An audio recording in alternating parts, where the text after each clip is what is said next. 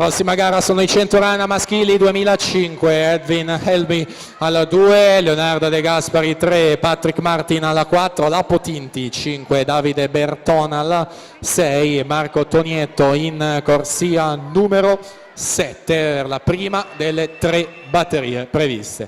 In acqua invece l'ultima del settore femminile ragazze, record della manifestazione è di Arianna Castiglioni, era stata qui nel 2011, 1:12:03. Giada Della Dora 34:54 il suo passaggio a metà gara.